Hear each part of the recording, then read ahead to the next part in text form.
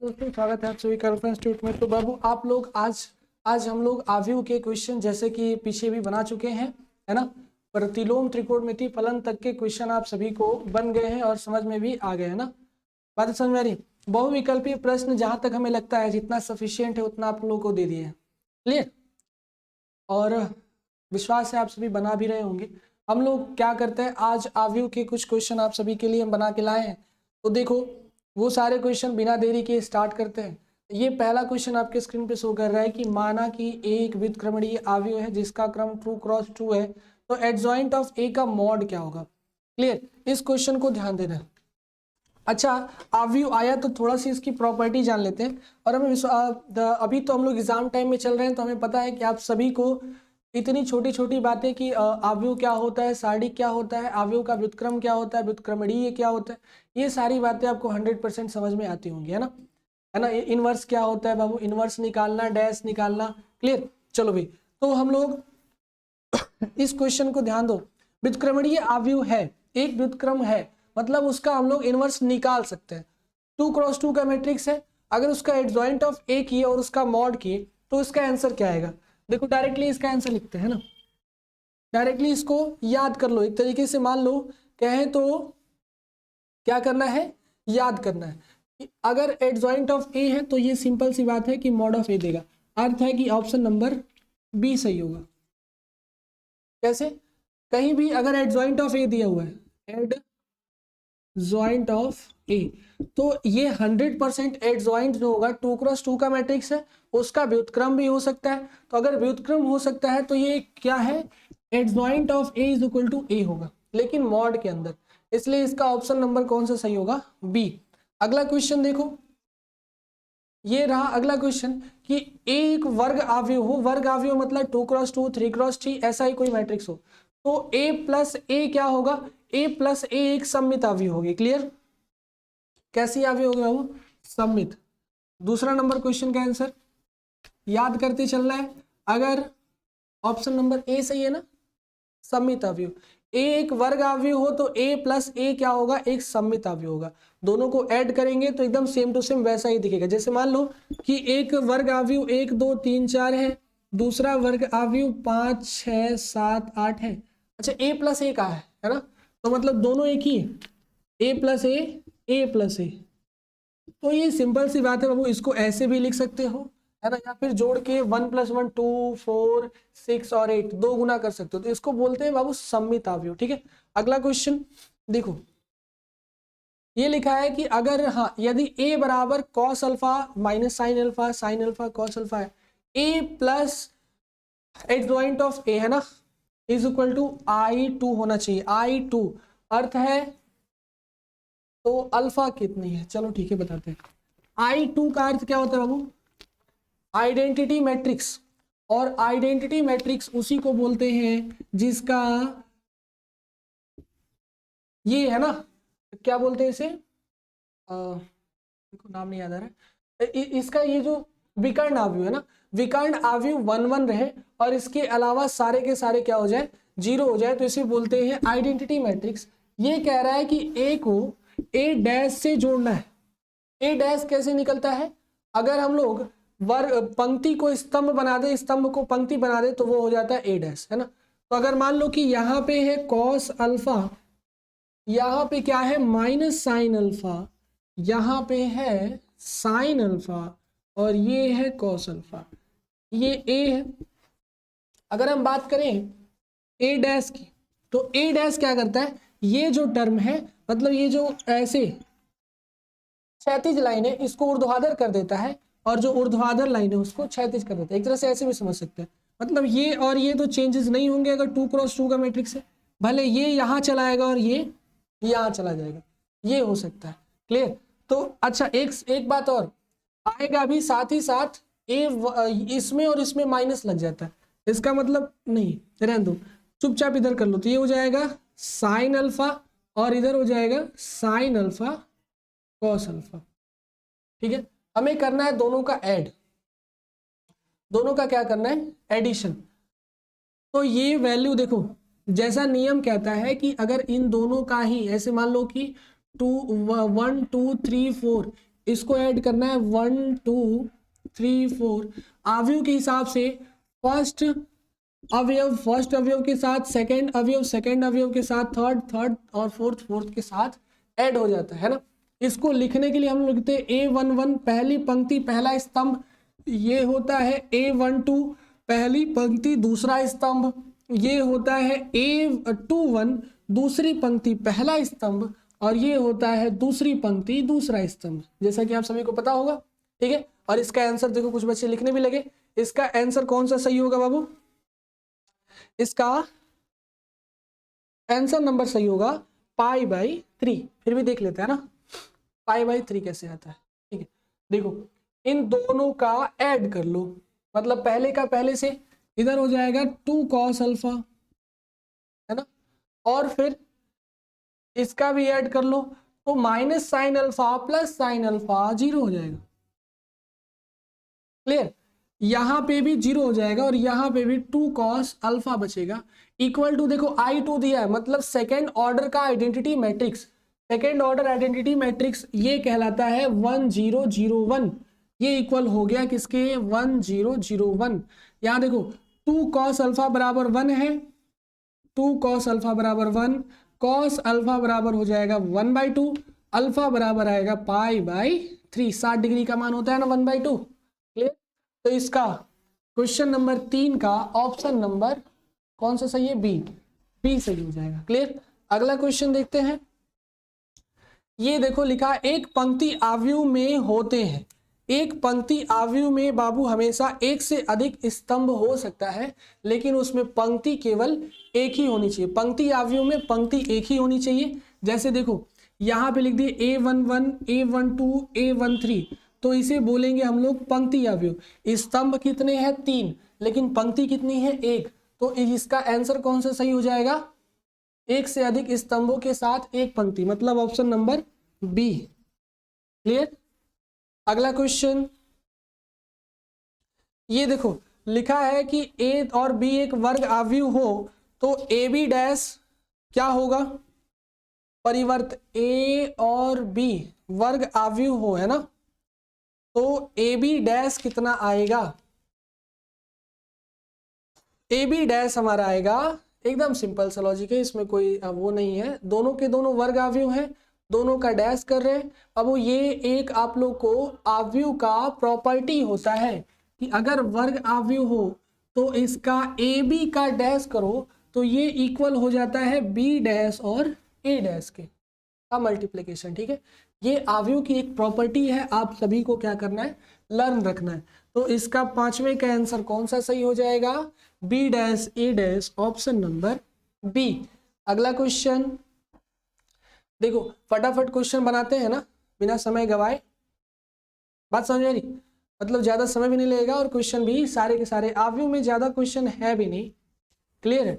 ज्यादा क्वेश्चन नहीं है तो हम लोग क्या करते हैं कि बहुत जल्दी ये वीडियो भी खत्म हो जाएगा और आव्यूह भी खत्म हो जाएगा।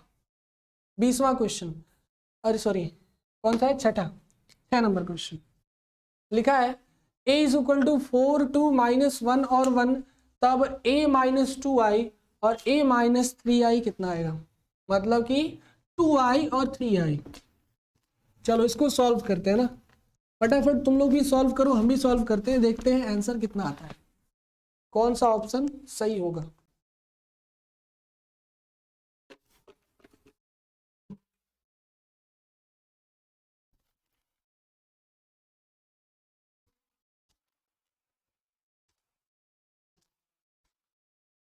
आ रहा है?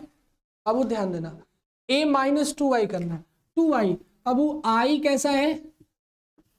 अगर वर्ग आव्यूह है तो सेकेंड ऑर्डर की ही आव्यूह है, मतलब 1 0 0 1 विकर्ण आव्यूह 1 होने चाहिए, उसके अलावा सारे के सारे 0 होने चाहिए। हमें निकालना है a -2i, मल्टीप्लाई भी है a -3i। तो a कितना है? कितना है बाबू? 4 2 -1 1, 4 2 -1 और 1। इसमें से हमको घटाना है 2i को, i ये है, 2 से अंदर गुणा कर दो तो ये हो जाएगा 2 0 0 2। ठीक है, ये एक मैट्रिक्स बन गया, दूसरा मैट्रिक्स इधर बनेगा 4 2 -1 और 1, इसमें से घटेगा 3i, आई के ही वैल्यू वेरिएबल्स को 3 से गुणा करके, मतलब 3003। ठीक है, देखो नियम के हिसाब से अवयव का पहला अवयव इसके पहले अवयव से ही घटता है, तो 4 में से 2 घट जाएगा, वैल्यू आ जाएगा 2, 2 में से 0 घटेगा, वैल्यू आएगा 2, -1 में से 0 घटेगा, आएगा -1, और 1 में से 2 घटेगा, फिर आएगा -1, है ना।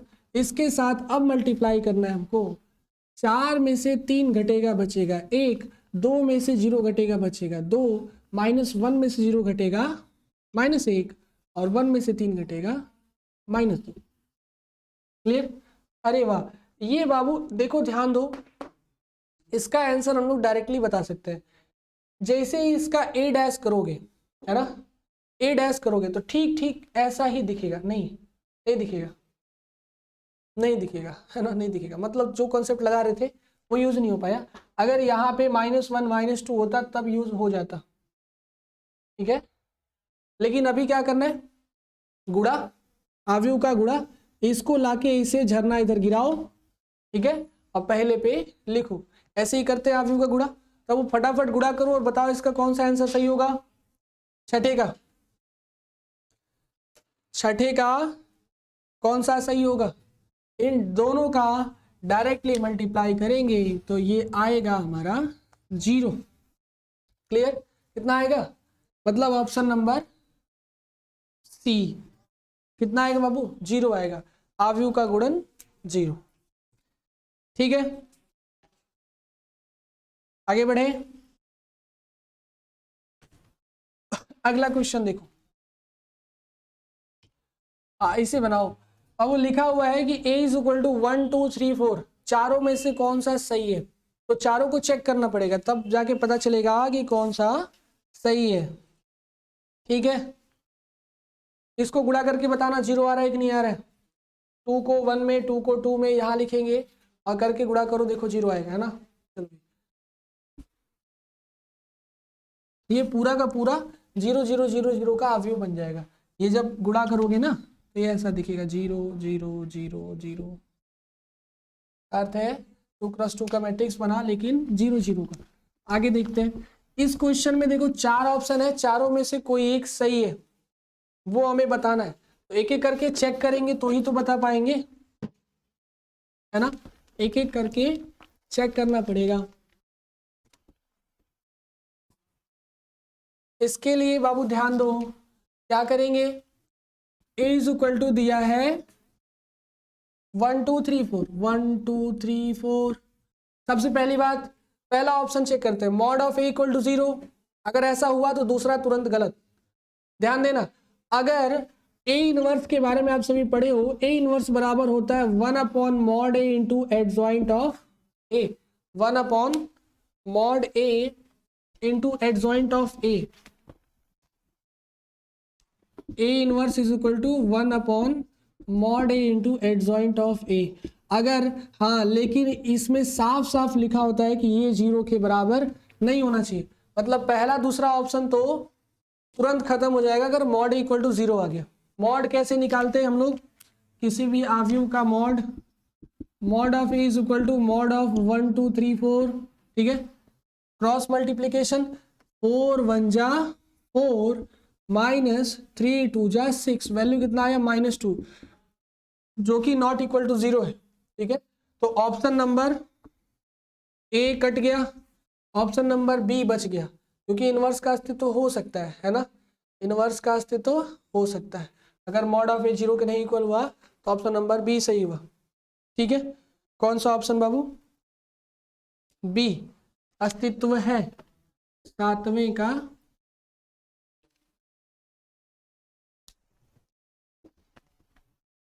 दिख रहा है ना, 7वें का बी सही होगा, इनवर्स का अस्तित्व है। उसके बाद आगे चेक करने की जरूरत ही नहीं है, चाहो तो तीसरा चेक कर सकते हो, a² = 2a बन रहा है कि नहीं बन रहा है ना, लेकिन कोई जरूरत भी नहीं है, यहीं पे पता चल गया कि पहला गलत है तो दूसरा ही सही है।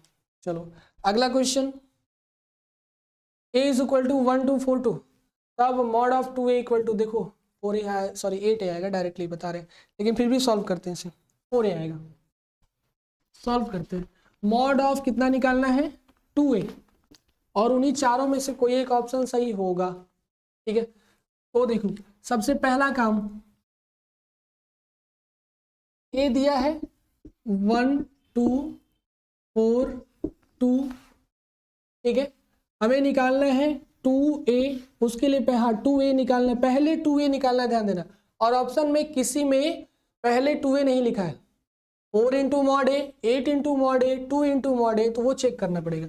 जैसे ही 2 से गुणा करेंगे तो आव्यूह के नियम के अनुसार ये 2 सबके साथ गुणा हो जाता है, तो यहाँ हो जाएगा 2 एकम 2, 2 दूना 4, 4 दूना 8, 2 दूना 4, है ना।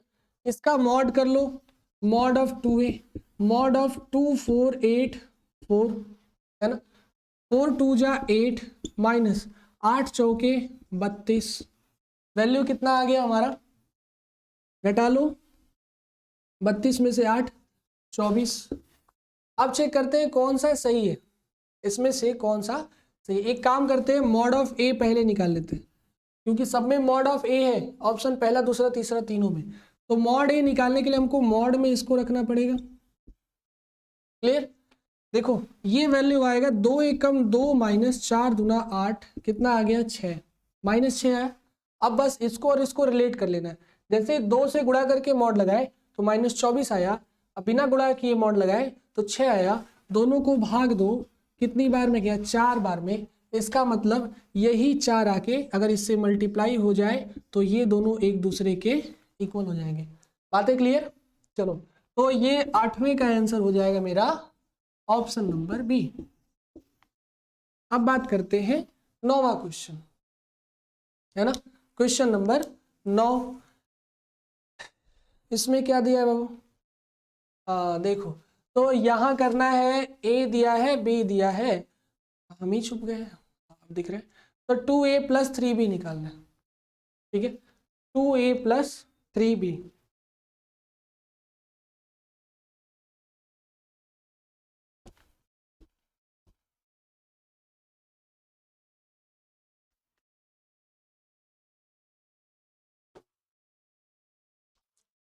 ए दिया है 2a निकालो, है ना, और बी दिया है 3b निकालो, फिर दोनों को जोड़ना है। जोड़ना है, कोई बहुत भारी चीज नहीं है जोड़ना, ठीक है। 2 से गुणा करो, तो a बराबर दिया हुआ है जो भी, अगर 2 से गुणा करते हैं डायरेक्ट लिख रहे हैं तो यहाँ हो जाएगा 3 दूना 6, 6 दूना 12 और 5 दूना 10 माइनस 4 दूना माइनस 8, ये 2a आ गया। 3b की बात करो, b में 3 से गुणा करते, सारे a के सारे अवयव में 3 से गुणा हो जाएगा, तो यहाँ हो जाएगा 7 तियाँ 21, 8 तियाँ 24, और आगे क्या है 5 तियाँ 15 और 6 तियाँ 18। अभी इन्हीं दोनों को जोड़ना है ना, तो 2a प्लस 3b अगर ऐड हो जाए तो वैल्यू कितना आएगा। नियम के हिसाब से अवयव का जोड़ ठीक ठीक जिसके साथ जो अवयव होता है वही एक दूसरे के साथ जुड़ता है ना। तो 6 और 21 जुड़ जाएगा, हो जाएगा कितना 27। ऑप्शन मैच कराओ अभी सही आ जाएगा, 27 27, अरे सब में दिया है ना, छोड़ो। 12 और 24 जोड़ेंगे तो ये हो जाएगा 4 2 6 और 2 1 3 36। अभी चेक करो कोई मैच कर रहा है, 36 है, 12 और 24 ना, 8 3 24, 12 और 24 कोई मैच ही नहीं कर रहा।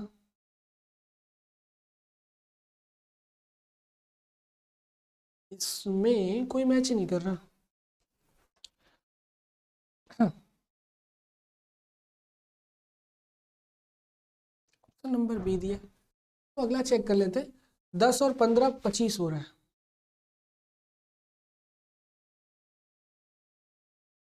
21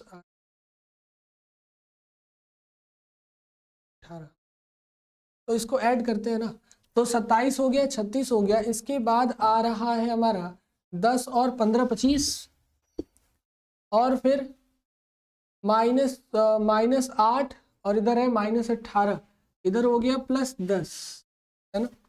तो इसमें से 27 और 10 तो मैच कर रहा है, लेकिन 36 और 25 नहीं मैच कर रहा है ना, 24 और 22 आ रहा है,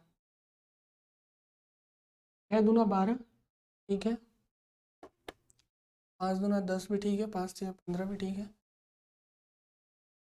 तो इसका कोई आंसर मैच ही नहीं कर रहा, आंसर यही आना चाहिए। ठीक है, तो आप लोग को इसको जो है हो सकता है ऑप्शन में कुछ गड़बड़ी हो, ठीक है, लेकिन ऐसा तो नहीं होना चाहिए यार। तो 2 ऑप्शन सेम टू सेम दे दिया है ना, 2 नहीं, चारों ऑप्शन सेम दिया है यार। क्वेश्चन को हटाओ, है ना, चारों ऑप्शन सेम दिया, हटाओ। ठीक है, लेकिन आप लोग को आंसर यही रखना है ना। अगला क्वेश्चन देखते हैं। अगला क्वेश्चन, आव्यूह के का व्युत्क्रम प्राप्त नहीं होगा यदि के का मान है, के का मान ऐसा निकालो कि आव्यूह का व्युत्क्रम ना हो पाए। ठीक है, 9वीं का जो है के का मान ऐसा निकालो कि आव्यूह का व्युत्क्रम हो ही ना पाए। अर्थ है कि अगर इसका हम लोग 3, 5, 2 के व्युत्क्रम नहीं होने का एक ही रीजन हो सकता है, वो रीजन है ये, अगर ये 0 के बराबर हो गया तो व्युत्क्रम नहीं होगा।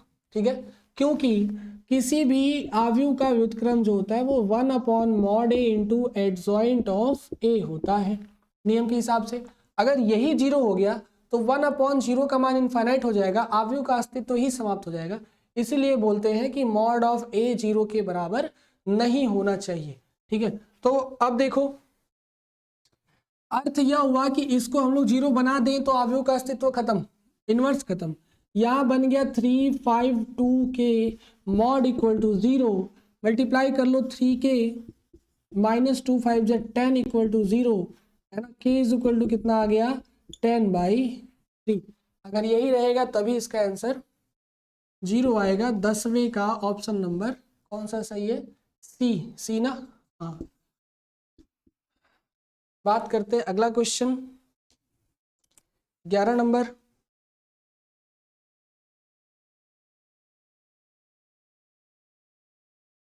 ये दिया है कि 1 2 2 1, तो एडजॉइंट ऑफ ए क्या होगा, फटाक से बताओ। इसका आंसर आप सभी जानते होंगे, छोटे छोटे क्वेश्चन हैं आव्यूह के। पहले ही बोले थे आव्यूह ज्यादा हाई लेवल क्वेश्चन बहुविकल्पी में नहीं पूछता है ना, बहुविकल्पी में 12th लेवल का नहीं पूछता है। लेकिन आव्यूह एक ऐसा चैप्टर है जो कि आगे MSc BSc तक चेंज ही नहीं होता है, जैसा है वैसा ही हमेशा पढ़ना पड़ता है। ठीक है, मैट्रिक्स हो जाए चाहे कोई भी मैट्रिक्स हो। तो ये बताओ फटाक से इसका आंसर कौन सा सही होगा, एडजॉइंट ऑफ ए। अब सिंपल सी बात है, एडजॉइंट ऑफ ए इसका निकालेंगे कैसे, ये 1 2 2 1 है ना। जैसे ही एडजॉइंट निकालेंगे तो ये पंक्ति बन जाता है रो, 1 हो गया 2 हो गया। बस ध्यान रखना यहाँ माइनस हो जाता है, ये पंक्ति यहाँ रो बन जाता है और यहाँ माइनस हो जाता है। बन गया हमारा adjoint of A, option number A सही है। ठीक है, अगला क्वेश्चन दिया हुआ है कि a इज इक्वल टू 1 - 1 1 1, तो a स्क्वायर किसके बराबर होगा, तो a स्क्वायर किसके बराबर होगा। ऐसे क्वेश्चन बहुत ज़्यादा पूछे जाते हैं हमेशा, और ऐसा नहीं है कि ये बस 2x2 में ही पूछे जाते हैं, ये 3x3 में भी पूछे जाते हैं।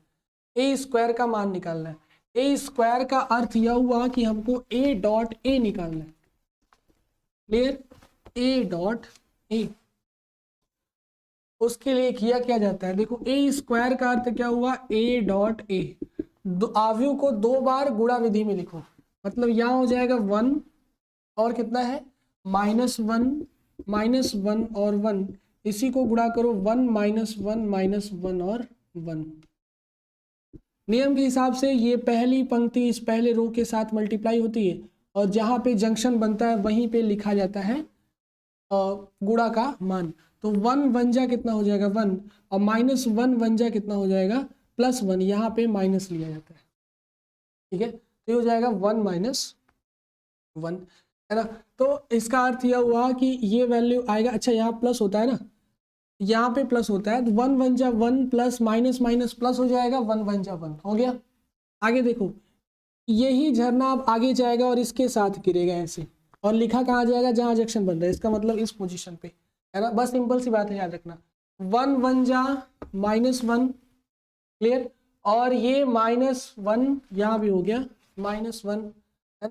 आगे बात करते हैं, ये झरना गिरेगा अब यहाँ से, तो पोजीशन कहाँ पे होगा, इस पे, ठीक है, ये वाला ऐसे गिरा, मतलब -1 से 1 का गुणा करो, -1, ठीक है, और फिर 1 से -1 का गुणा करो, -1, फिर यही वाला कंसेप्ट इसके साथ लगेगा, तो -1 1 जा +1, अब 1 बन जा +1, ठीक है, वैल्यू आ गया 2 -2 और 2, है ना, दो सब में से कॉमन निकाल लो, ये हो गया 1 -1 और 1, जो कि ठीक ठीक ये जो है वो A है ना, इट मीन्स कि ये आंसर आ गया 2A। कौन सा ऑप्शन सही है, 2A, ऑप्शन नंबर A, 12 का ऑप्शन नंबर A। क्लियर। अगला क्वेश्चन, हाँ इसमें देखो A + B करना है, सिंपल सी बात है, 9 11 20, 10 10 20, 9 11 20, 12 8 20, 13 7 20 और 14 6 20, ऑप्शन नंबर कौन सा हो गया, A, है ना, सभी को समझ में आ रहा है, 13 नंबर क्वेश्चन का ऑप्शन नंबर A सही है ना। चलो अगला क्वेश्चन, तो आव्यूह में देखो बहुत बड़ा तोप नहीं है ना, देख रहे हो, छोटे छोटे क्वेश्चन है, cos theta -sin theta cos theta का हमको व्युत्क्रम निकालना है, बस यही वाला कंसेप्ट याद रखना। इसका ऑप्शन नहीं दिया गया क्या, ऐसे ही PDF बनाते। चलो तो इस क्वेश्चन को बनाना है,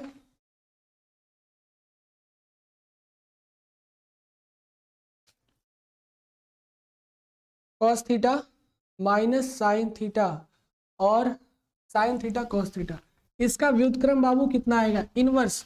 सबसे पहली बात तो इनवर्स निकालने के लिए चेकिंग, क्या चेकिंग, मॉड ऑफ A, कहीं मॉड A 0 तो नहीं हो गया, समझे, मतलब यहाँ दिया है cos थीटा -sin थीटा और इधर है कितना sin थीटा और cos थीटा, इसका क्या करना पड़ेगा बाबू, मॉडुलस निकालना पड़ेगा। इट मीन्स सबसे पहले मॉड निकाल लो, A इनवर्स का अस्तित्व है कि नहीं पहले ये जान लो, अगर है तो ही ठीक है, नहीं है तो काम खत्म। मॉड ऑफ A क्या हो जाएगा, mod of cos theta -sin theta और sin थीटा और cos थीटा, जैसे ही मॉडुलस के भीतर लगाया गया क्रॉस मल्टीप्लाई होता है, तो cos हो जाएगा cos square theta, sine minus sine, एक माइनस बाहर पहले से रहता है, यहाँ आ जाएगा -sin स्क्वायर थीटा, तो ये वैल्यू आ गया cos square theta plus sine square theta बराबर 1, मतलब मॉड ऑफ A एग्जिस्ट है, नॉट इक्वल टू 0, 0 के इक्वल नहीं हुआ, मॉड है, तो अब क्या करना है, एडजॉइंट ऑफ A निकालना पड़ेगा, क्योंकि हमको A का इनवर्स निकालना है, A का इनवर्स, इसके लिए होता है 1/mod A into adjoint of A, और एडजॉइंट ऑफ A कैसे निकलता है आप सभी को पता होगा, अगर 2x2 का मैट्रिक्स है तो एडजॉइंट ऑफ A निकालने में कोई दिक्कत ही नहीं है ना, इसका जो व्यापक समीकरण है वो याद रखो,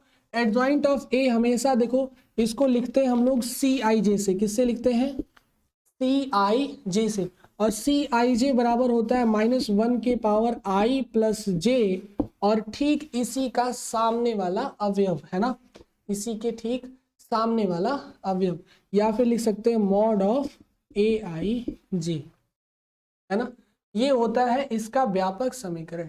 अगर हम बात करें Cij की, तो अगर हम बात करें C11 की, इससे C11 की, जहां A11 है वहां क्या होगा C11, ये क्या है A11, ये क्या है A12, ये A21 और ये A22, है ना, तो A12 की बात किया जाए, 11 की बात करें ना, A11, तो यहाँ क्या हो जाएगा -1 के पावर 1 + 1, और ठीक इसी के सामने वाला cos थीटा, यहाँ हो जाएगा cos थीटा, सामने वाला अवयव लेना है ना, काम खत्म।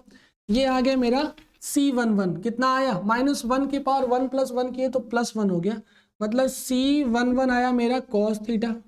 ऐसे ही C12 निकालो, -1 के पावर 1 + 2, ठीक A12 के सामने वाला C12 पे आता है, मतलब sin थीटा, वैल्यू कितना आया -sin थीटा, ठीक है।